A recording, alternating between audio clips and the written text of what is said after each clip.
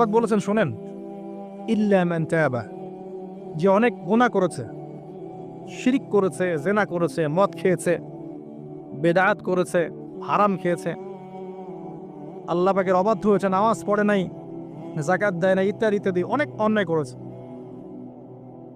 একদিন তওবা করে ফিরে এসেছে। আল্লাহ পাক বলছেন ইল্লা মান তাবা, যে ব্যক্তি তওবা করে ফিরে আসলো, ওয়া আমানা, এবং ঈমান নিয়ে আসলো, ওয়া আমিলা আমালান সালিহান, এবং এখন থেকে সৎ আমল করা শুরু করলো, হোক সে নারী বা পুরুষ, যে কেউ, যে কোনো বয়সের, যে কোনো বর্ণের, যে কোনো ভাষার, যে কোনো দেশের, এগুলো কিচ্ছু যায় আসে না আল্লাহ পাকের। ইন্নাল্লাহা লা ইয়ানজুরু ইলা আজসামিকুম ওয়ালা ইলা সুওয়ারিকুম ওয়ালাকিন ইয়ানজুরু ইলা কুলুবিকুম ওয়া আমালিকুম।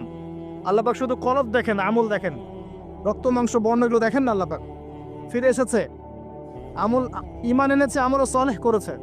আল্লাহ পাক বলছে উলাইকা, এরাই তারা, ইউবাদদিলুল্লাহু সাইয়্যাতিহিম হাসানাত, এরাই সেই ব্যক্তি যাদের সমস্ত গুনাহকে আমি আল্লাহ নেকি দিয়ে পরিবর্তন করে দেব ইনশাআল্লাহ।